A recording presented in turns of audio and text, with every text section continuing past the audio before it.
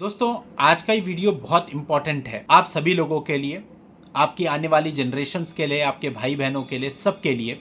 कुछ तरीके इसमें बता रहा हूँ मैं, जो हमारी फैमिलीज हैं उनको सेफगार्ड करने के लिए।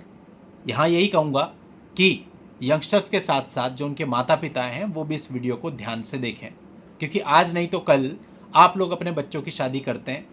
इवन डाइवोर्स भी अगर किसी का हो जाता है अनफॉर्चुनेटली, उसके बाद भी आप लोग अपने बच्चों को आगे बढ़ाने की कोशिश करते हैं, उनको सेट करने की कोशिश करते हैं।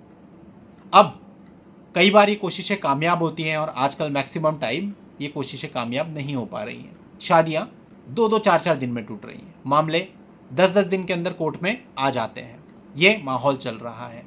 अब ऐसे में आपको अपनी सेफगार्ड के लिए क्या करना है? यदि आप शादी कर रहे हैं अपने बच्चे की, चाहे वो फ्रेश मैरिज आप कर रहे हैं या एक बार डाइवोर्स हो चुका है, खराब हो चुकी चीज़ें दोबारा कर रहे हैं, आपको खुल करके एक बात करनी है उनसे। आपको ये कहना है कि दोनों बच्चों का जो भी संस्कार है वो आप कीजिए, उस समय कोई दिक्कत नहीं, लेकिन साथ ही साथ फुल बॉडी चेकअप होगा ताकि जो भी प्रॉब्लम्स हैं वो सामने आ सकें। बहुत से मामले ऐसे आते हैं जहाँ पर छुपा के शादी कर दी जाती है। शादी के बाद एक मामला आया था जहाँ पता चला लड़की के हार्ट में होल है, और भी इस प्रकार की कई सारे मामले सामने आते रहते हैं। तो आपके साथ ये धोखाधड़ी ना हो पाए, खुल के बात कीजिए। दूसरा, ये बात कीजिए कि हम दहेज विरोधी हैं, दहेज नहीं लेंगे, लेकिन ये खाली हम कह नहीं रहे हैं, इसका एक प्रॉपर एग्रीमेंट होगा। एक एग्रीमेंट कराइए जिसमें आप लिखिए कि इस विवाह को दहेज मुक्त तरीके से कराया गया है, किसी प्रकार का कोई दहेज नहीं लिया गया है। और इस एग्रीमेंट को बनाते हुए इसकी प्रॉपर वीडियोग्राफी भी कराइए ताकि कोई ये ना कह पाए कि जोर जबरन आपने ये एग्रीमेंट करवाया था। इस पर लड़की के साथ साथ उसके सभी परिवार वालों के साइन भी आप करवाइए, इसको नोटराइज करवा लीजिए।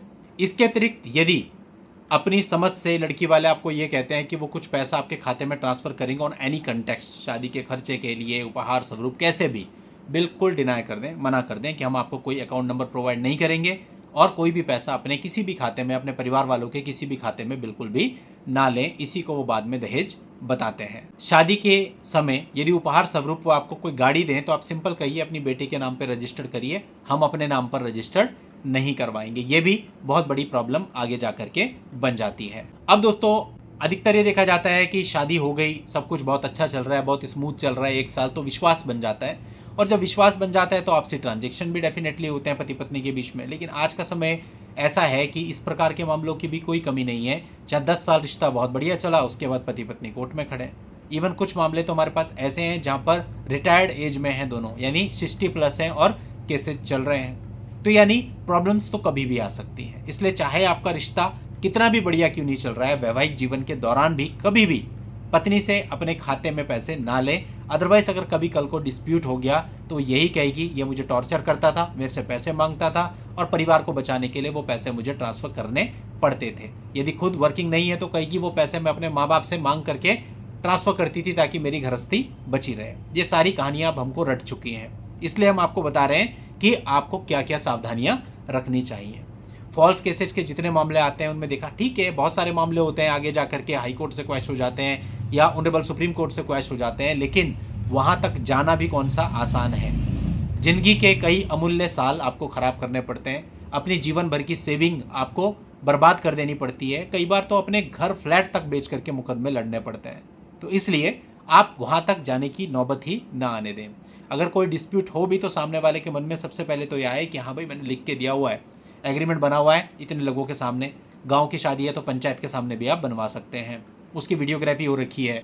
तो एक भय तो उसके स्वयं के मन में रहेगा कि मुझे ऐसा कुछ नहीं करना है, ऐसे कोई आरोप नहीं लगाने, फिर भी लगा देता है। तो ये चीज़ें आपको पूरी तरह से तो नहीं कहूँगा, लेकिन काफ़ी हद तक सेफ कर देंगी, जो कि आपके मन में आज के समय डर होता है। देखिए, मैं कई सारे मामले देखता हूँ, उनमें मैं देखता हूँ कि वो लड़के अपेक्षाकृत कम डरे हुए होते हैं उनके मुकाबले जिनके खातों में पैसे आए हुए होते हैं।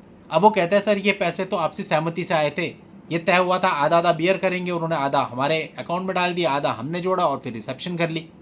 वो ठीक है, आपकी बात सही है, हो सकता है यही बात सत्य हो, लेकिन अब सामने वाले तो यही कहेंगे ना कि इन्होंने शादी में हमसे दहेज मांगा था और ये दहेज हमसे लिया और ये दहेज का पैसा है। या फिर अगर बाद में ट्रांसफ़र हुआ तो हमारी बेटी को परेशान करते थे इसलिए हमने ट्रांसफ़र किए। आप अपनी बात को कैसे साबित करेंगे? इसलिए बेहतर यही है कि पैसे ही ना लें। तो कुल मिला के विवाह चाहे आपका कितना भी अच्छा चल रहा हो, कितनी भी बढ़िया बॉन्डिंग आपके बीच में हो, लेकिन फाइनेंशियल ट्रांजैक्शन अगर आप आपस में नहीं रखेंगे तो ज़्यादा अच्छा है। पत्नी को एक बार को आपको कुछ देना है, ठीक है, आप दे दीजिए, लेकिन उससे कुछ मत लीजिए। यही सार है। उम्मीद करता हूँ आपको पूरी बात समझ में आई होगी। आज के इस वीडियो में इतना ही। नेक्स्ट वीडियो में नई जानकारी के साथ मैं आपसे फिर मिलता हूँ। तब तक के लिए good bye and thank you for watching. Take care.